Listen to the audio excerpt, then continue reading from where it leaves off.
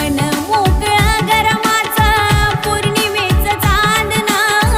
लाखात एक बाई भीमा घरी नांदणं